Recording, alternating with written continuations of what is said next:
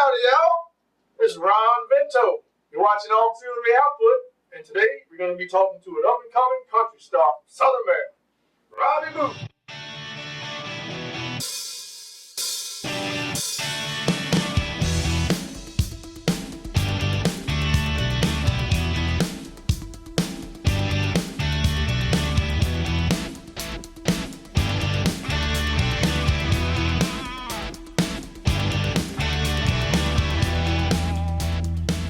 What's going on, Robbie? What's up, man? How's it going? Not too bad. How you been, man? Good. It's been a minute since we finished the CD. I know.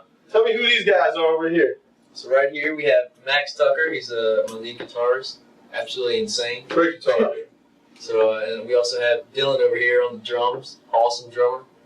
What's up? What's going on? What's up? So, Robbie, tell me a little bit about how your band came together. Like, how'd you guys form? How'd you guys, you school friends? Like, what happened, man? How'd you guys get together? Actually, it was kind of weird. Instagram. Instagram would put us together.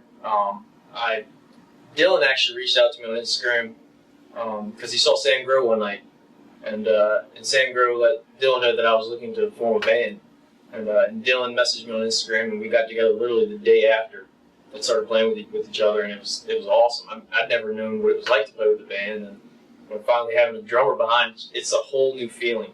When you start playing, I mean, you're moving around a little bit more. I was so timid on stage, and I still am kind of not meaningful. You guys are pretty good live. I've seen some clips. Well, thank you. We practice a lot. But so Dylan and I got together, and then literally about I think it was a week or two later, I was going across the feed, and I think Max liked one of my pictures on Instagram, and it said Max Tucker Music, something like that. And I clicked on Max's name, and I sent him a message. I was like, "Hey, are you looking to play lead guitar? I'm looking for somebody." And he was like, "Dude, I can't believe you asked me. I'd love to try everything out." So we got together, I think, the week after that, and practiced in the garage, and just kept getting tighter and tighter, and we made our first debut show, 4th of July. How long were you guys together before you actually did this first show? I think a month or two? A week. Like a week. Honestly, the three of us. Yeah, it's like a week. That's pretty quick, man. Pretty 2 or 3 weeks. 2 or 3 weeks before the first really show. Fast. Man, you guys are really tight. You're a really good band. That's when you guys first started to come here to record, I heard you guys were doing pre-production somewhere else, and you were getting your songs tight. And somebody had told me, "Hey, man, these guys might come to you to record." And I was like, "Wow, that's really awesome," because I don't know if you know, but there's a lot of highly respected musicians that have told me, these guys are really solid, really great guys, and they had heard some of your originals at this point. So it must have been a couple months later or something after you guys started writing. I don't know how quick you guys got the songs together, but I was pretty excited. With that little pre-production thing, how did that go? It very beneficial. We got an idea of exactly what we wanted to do coming into the studio, and we practiced everything out, and then it was so much easier, like I said, coming into here. And you guys are smooth, man. Like everything seemed to be worked out, and a little bit of changes we did, I mean, it weren't really super significant. I mean, we reworked some stuff, but at the same time, you guys were ready. You were more prepared than some of the bands that I see that recorded 2 or 3 CDs in the past, which was really awesome for me, because anytime a session can go smooth, it just makes everything way better. So that was definitely beneficial, whatever you guys did.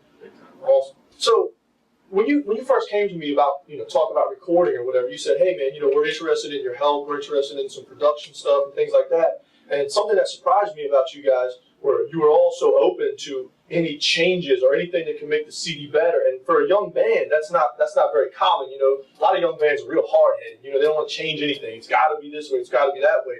But in the grand scheme of things, sometimes having an outside source makes it better. And I was really pleased that you guys were open and willing to do that. I mean, was that something that you had already planned on, or was it just something that whatever, make it better? I mean, we're all very new to this, and if we were closed-minded and not open to anything, then we would get nowhere in our music industry and in anything, because being open to somebody, that's where your knowledge begins.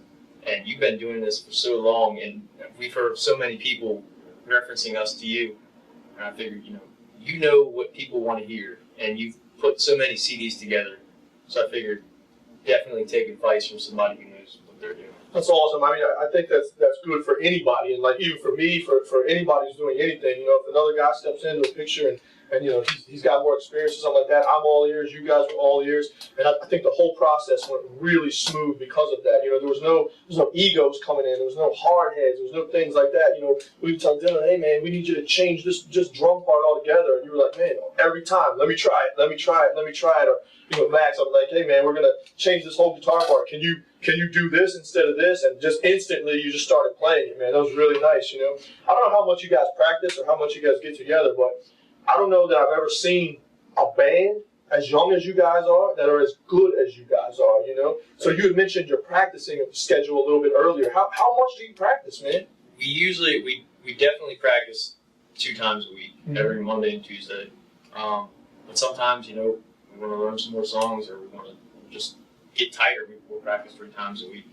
And I'm so pleased with that, man. You guys on, you know, when you first came in here too, you talked to me about production, and usually I have a production team that I use. Like if you, because you're kind of like Robbie Boothe, so I wasn't aware that it was the full band, everything when we first, you know, started talking or whatever. And usually I say, look, man, we got to use my own guys, you know, because I trust these guys. And you were very adamant. No, I got to use my band, and I really respected that. But at the same time, I was like, man, I got to see what these guys are about. And I heard all kinds of good stuff about you, and then I went on YouTube and I was like, oh wow, this is going to be pretty good. We're going to make a pretty good record, you know. And that's why I was like, curious how much you practice. Max, you didn't even like you never even put down a guitar the whole time you were in here. Whether it was your turn to play or not, you just was holding the guitar, man. I mean, I don't know how. Do you just sit around and play the guitar all day? sometimes I just read Lord of the Rings or I'll do yard work. But when I'm not doing yard work or reading classic British literature, I'm playing music. So you guys all had some really nice, you know, quality instruments that you brought in. But one thing I wanted to talk about was some of the instruments your dad actually made. Right? He's a guitar builder, and he built some of your guitars. What's his company, man? How long has he been into it, or what does he do? Well, it's called PST Guitars. His initial is Paul Scott Tucker. Okay. And I guess he started, like, he used to be a carpenter. Well, he was a cop, and he did, like, carpentry on the side. And I guess, like, 10 years ago, we got, like, this acoustic kit, and he just took it from there. And a couple of years down the road, he's building guitars and doing all this luthier work and stuff. They were nice guitars, man. I picked one up, played it. The action was sick. It just felt good. I mean, it felt like a $2,000-$3,000 instrument, you know, something you would buy from a PRS or something like that. And I was like, wow, man, these are really good guitars. So definitely wanted to talk about that for just a second and kind of let people know that he is out there building. Does he build for other people, or is it just for you? Oh, he builds for anybody that comes to him. You guys make sure you look that company up. It's sick guitars. Take it from me. I've been playing guitars forever. This guitar just played like a dream, and it was amazing. All right, well, let's get back on track here for just a minute, and let's go talk about the actual CD we just made. I think it came out wonderful. I couldn't be more pleased with how everything went. Tell us a little bit about the CD, man. Like, what do you want to say about it? You know? Well, the CD. I mean, the whole process was absolutely awesome. I wouldn't trade it for anything, and we're definitely going to be coming back to do another CD as soon as we get some more songs written. But you know, the CD has 5 songs on it. It's the main song, or the title of the CD is called "Love My Life." That was really the song that people drew a big connection to around here. With other songs on it, like "Summertime Sunlight," it's just, you know, being around here, just having a good time. "Beautiful Baby Girl" and "Think About It" were written about a girl. "Footprints," actually, I wrote this 3 years ago before I even had a guitar or knew how to play guitar.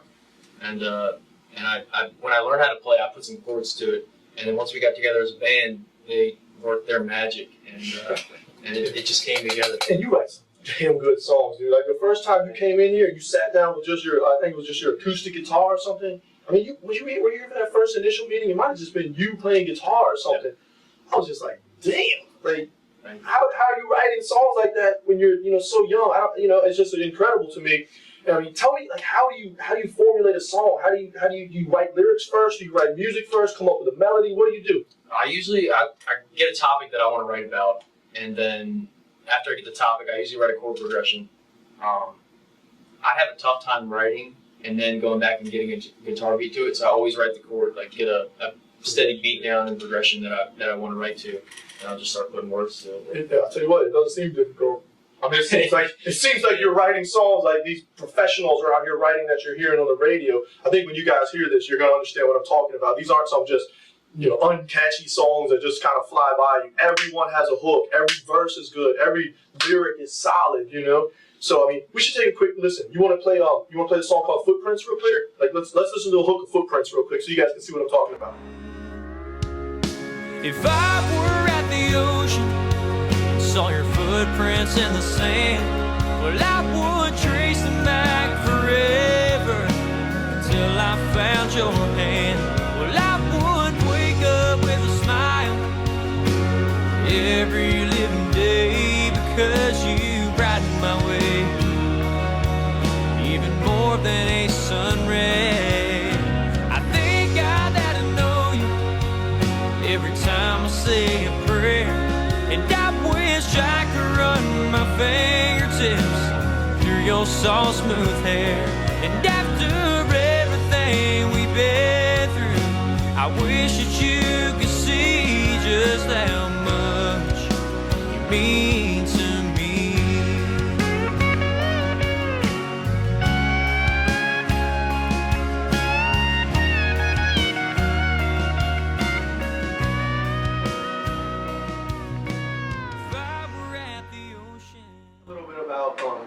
Your live show, because I haven't been fortunate enough to actually come out to a show yet, but I have watched you guys on YouTube a whole bunch, and your live show looks really good. If you guys just look tight when you play, you look like a seasoned band, not a band that was formed 2 weeks before your first live show. At this point, how long have you been playing shows, man? Let's see. The first show was July 4th, so. 4 months. So it's still relatively new to you guys, and yet you're killing it out there. What about who have you opened up for? I know some of the artists, some of the local artists around here have brought you out, and you're kind of opening up for these guys, and you're bringing a nice little opening act here that's competing with these people that have been around for quite a while. Not that it's a competition, but man, you got to hold up when you're playing for some of these artists, and I think you guys hold up really well, and in some cases surpass. But who's been some of the artists that have helped you guys out and brought you up? Well, Sarah Gray's given me definitely a couple of opportunities to play for her. I'm so thankful for them. The biggest influence and biggest help to us, I think, is unarguably Sam Grove. Yeah, sick band, man. Sick band. I mean, he's done everything in his power to get us to where we are today, and without him, we would not have the exposure that we have right now. Yeah, he's great about just helping people, whether it be just people in the community or bringing up bands or things like that. But man, you guys hold up every bit. Every bit. All these bands you're playing with. I mean, it's you guys are killing it, man. One thing Sam told me, and it speaks a lot about him and his character.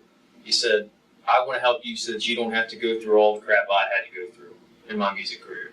And if you hear that alone, that speaks a million words about somebody's character. Just willing to help somebody in any way they can. I've known the guy ever since he was a kid, man. And he came to me for his first record, and I have nothing but great things to say about him. And I'm glad that he's still, reaching back and helping bands, man. But yeah, regardless, you guys are holding up, man. Like it's sick. You guys are playing sick. So when you guys are playing out, I know you guys probably saw last show how I'm a little bit on edge with the club owners and letting people play, their original music. You know how I feel about that. We've discussed that many a days. But are you guys able to play some of these your original songs out? Have they been able? Have the club owners allowed you to do that at this point? Yeah, we make sure we play those 5 songs on that CD every single show. That's good. No issues, no problems, anything like that. How's the audience reaction to those originals? They're very welcoming, actually. Nice. Their support is awesome. Yeah, it would be so nice to change start to influence the community around here to be more open to live original music, because man, we got some good bands in this area writing some amazing music, and it's like half the time I talk to these bands, they're like, oh well, we try to work in an original here or there, and that's unacceptable. We got to start changing the mentality of this. So I'm really glad to hear that you're able to play all the songs from your record. So, in getting back to the record, title track is Love My Life. Let's listen to a clip of that real quick. You kind of explained it earlier. Is there anything else you want to tell us about the clip? I mean, it's the title track of the record, man. The song kind of speaks for itself. It's just about being around here and loving your life. Cool, man. Let's take a listen to that. Love My Life. Sun comes up, rising over the trees. I hear the sound of the birds, the buzz of the bees. I smell my mom's cooking right across the street. Get her in, drive, and cruise on the farm. Ain't nothing much sweeter than this country charm. Stand proud to live this great old SOMD. I think that I'm gonna ride into the river and play in the sand. Drink a glass of sweet tea, maybe grab your hand, take a dive off the beat, the dark of the night, and listen to some music underneath the light. Gonna tell a couple buddies to come on down. If you're wondering where to go, just listen for the sound. It's a little old place off 235. Look up to the sky, say I love my life.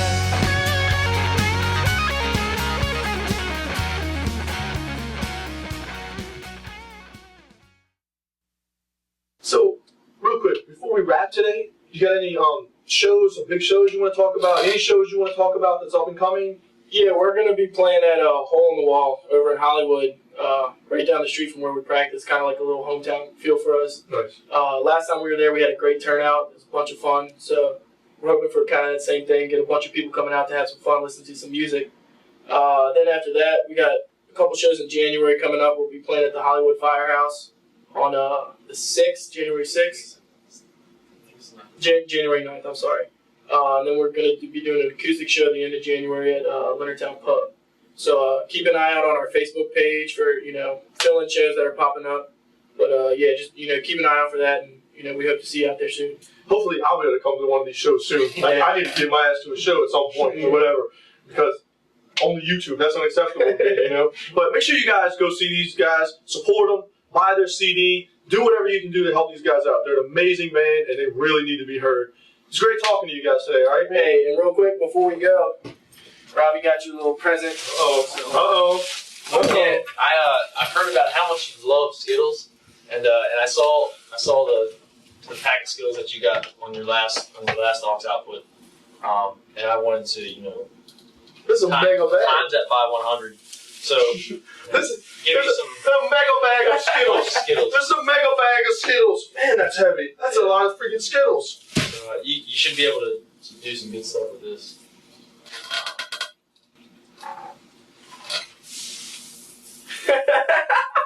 What the hell is this?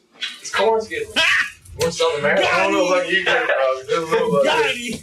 But anyway, we'll see you guys soon.